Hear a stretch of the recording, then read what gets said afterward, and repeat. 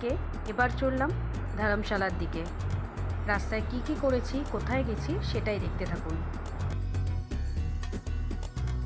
যাওয়ার পথে এখন ব্রেকফাস্ট করতে নেমেছি, কারণ অনেক সকালে আমরা বেরিয়েছিলাম, অনেকটা জার্নি। মানসি স্ন্যাক্স অ্যান্ড ভোজনালয়, এখানে ব্রেকফাস্টটা করে নেব আমরা। সঙ্গে ছেলে চিপসের দোকানও দেখেছে, চিপসও কিনবে।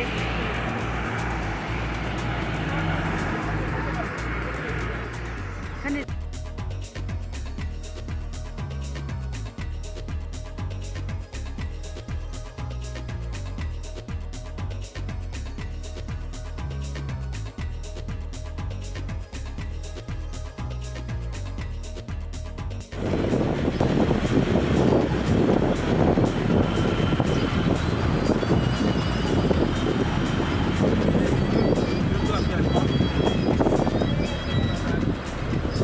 জার্নি শুরু করে এখন আমরা হিমাচল প্রদেশেরই জ্বালামুখী টেম্পেলে এসেছি, যেটা শক্তিপীঠের একটা পীঠ মায়ের। এখন আমরা মন্দিরের দিকেই এগোচ্ছি। হিন্দু ধর্মশাস্ত্র বলেছে অগ্নি হচ্ছে স্বয়ং ঈশ্বর বা শিব, আর তার জিহ্বা বা জীব হলেন প্রকৃতি বা শক্তি। মা কালী হচ্ছেন অগ্নির সপ্তম জিহ্বা। হিমাচলের জ্বালামুখী মন্দিরে এই 7টি অগ্নিশিখা রূপেই ভক্তের চোখের সামনে ধরা দেন দেবী কালী। সেই জ্বালামুখী মন্দিরের দিকেই আমরা এগোচ্ছি। তার দুদিকে বিভিন্ন দোকানপাট, প্রসাদের সামগ্রী ইত্যাদি রয়েছে। যেমন কালীঘাট মন্দির বা দক্ষিণেশ্বর মন্দির যাওয়ার পথে আমরা পাই, ঠিক তেমনই কাংড়া ভ্যালির এই মন্দির ঘিরে জিহ্বা রহস্যের আরও এক স্তর রয়েছে।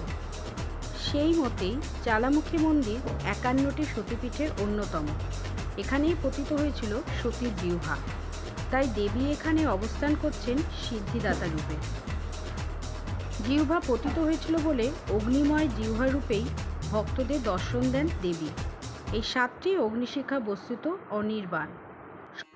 শতাব্দীর পর শতাব্দী সেই অগ্নিশিখা জ্বলছে, একেবারের জন্য তা নেবেনি। অনেকে বলে থাকেন এই অনির্বাণ অগ্নিশিখা পর্বতজাত প্রাকৃতিক গ্যাসের আগুনে রূপান্তর। এই আগুন কোথা থেকে আসছে সেই রহস্যভেদের জন্য ভারত সরকার অনেক গবেষণাও চালায়, কিন্তু ওই পাহাড়ে কোনো প্রাকৃতিক গ্যাসের অস্তিত্ব মেলেনি। থেকে এই জ্বালামুখী মন্দির প্রায় 2 কিলোমিটারের মতো, যেটা আপনাকে হেঁটেই যেতে হবে। তাই ক্লান্ত হয়ে গেছে। মাঝে মাঝে বসার সিটও আছে, সেখানে বসে আপনারা রেস্ট নিতে পারেন। দেবী এই মন্দির প্রতিষ্ঠা করেন কাংড়ার রাজা ভূমিচাঁদ। বিষ্ণুচক্রে কর্তৃত হওয়ার পর সতীর জিহ্বা অগ্নিশিখারূপে এই পর্বতে অবস্থান করতে থাকে, কিন্তু লোকচক্ষুর অগোচরে। এক রাতে রাজাকে স্বপ্নাদেশ দেন স্বয়ং দেবী, জানিয়ে দেন তিনি কোথায় রয়েছেন। অত বড় মন্দির প্রতিষ্ঠা করেন রাজা ভূমিচাঁদই, যা আজও পূর্ণ মহিমায় উজ্জ্বল।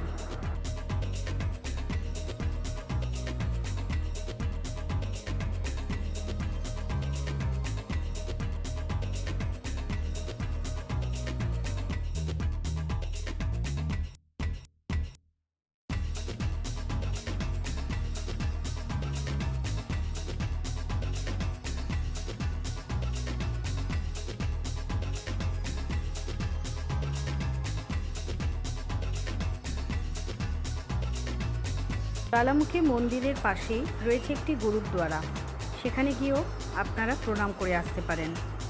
মন্দিরে ওঠার জন্য রয়েছে চড়াই সিঁড়ি। সেই সিঁড়ি ক্রস করেই প্রথমে গুরুদ্বারা পড়বে, তারপরেই পড়বে মায়ের মন্দির। মাকে দেখার জন্য এখানে সারা বছরই প্রচণ্ড লাইন হয়। দেবীর আলাদা কোনো মূর্তি নেই, বছরের যে কোনো সময় তাই এখানে দেবী দর্শন করা যায়। দিন রাত এই মন্দিরে দেবীর আরতি চলে। কথিত আছে সম্রাট আকবর এই মন্দিরে গিয়েছিলেন। তিনি জল ঢেলে মন্দিরের শিখা নিভিয়ে দেওয়ার চেষ্টা করেছিলেন, কিন্তু হাজারো চেষ্টা করেও পারেননি। তারপর মোগল সম্রাট ভক্তিতে সেই শিখার ওপর একটি সোনার ছাতা বানিয়ে দেন, কিন্তু সেই সোনার ছাতা নাকি সঙ্গে সঙ্গেই ফুটো হয়ে যায়। পরবর্তীতে বিজ্ঞানীরা এই ছাতাটি পরীক্ষা করে তার মধ্যে কোনো সোনাই খুঁজে পাননি। ভক্তদের বিশ্বাস মোগল সম্রাটের অহংকারকে ধ্বংস করে দেবী সোনাকে সাধারণ ধাতুতে পরিণত করেছিলেন। তবে কথিত আছে আকবর নাকি ভয়ে ও ভক্তিতে অর্থ ব্যয় করে এই মন্দিরের তোরণদ্বার তৈরি করে দিয়েছিলেন। একে বারবার ধ্বংস করার চেষ্টা করা হয়েছিল। সুলতানি সাম্রাজ্যের আমলেও ধ্বংস করার চেষ্টা করা হয়েছিল, কিন্তু তাঁবুতে থাকা সুলতান ভয়ঙ্কর রেগে আক্রান্ত হয়েছিলেন। কিছুতেই যখন কিছু হচ্ছে না, সেই সময় দেবী নাকি সুলতানকে স্বপ্নে দর্শন দিয়েছিলেন, ভয় দেখিয়েছিলেন এবং তারপরেই তাঁবু গুটিয়ে সুলতান লোকলস্কর নিয়ে দিল্লিতে ফিরে গেছিলেন। যাওয়ার আগে বিপুল অর্থ মন্দিরের উন্নয়নে দান করেছিলেন। দিল্লি ফেরার পরই নাকি সুস্থ হয়ে যান সুলতান। এরকম অজস্র কাহিনী রয়েছে এই মন্দিরকে ঘিরে। ভক্তদের দাবি কোনো মানতই হয় না। এই মন্দিরে এসে দেবীর কাছে প্রার্থনা করলেই নাকি তা পূরণ হয়ে যায়। তাই প্রতিদিন অসংখ্য ভক্ত এই মন্দিরে যাতায়াত করে। সেই সপ্তশিখা দর্শন করে আমরা বেরিয়ে কিছুটা বিশ্রাম নিলাম, কারণ প্রচণ্ড ভিড় হয়েছিল এবং লাইনও পড়েছিল।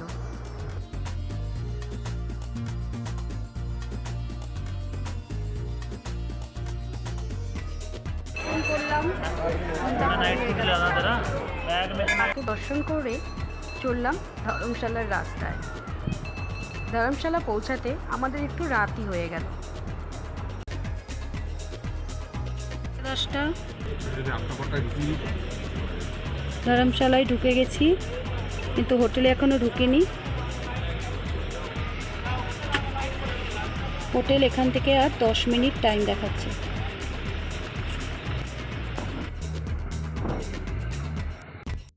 ধর্মশালার হোটেলের রুমটা আপনাদের সঙ্গে শেয়ার করি। হোটেলটা খুবই ভালো ছিল।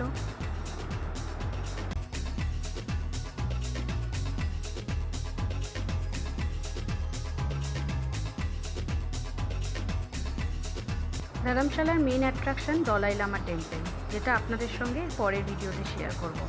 সঙ্গে থাকুন, ভালো থাকবেন, সুস্থ থাকবেন। বিভিন্ন জায়গা সম্পর্কে আরও যদি কিছু তথ্য জানতে চান, অবশ্যই আমাকে নক করবেন এবং আমার ভিডিওতে অনেক কিছু জানতে পারবেন। তাই আমার ভিডিও দেখতে থাকুন এবং চ্যানেলটি সাবস্ক্রাইব করে রাখুন। পছন্দ হলে অবশ্যই একটা লাইক করে দেবেন।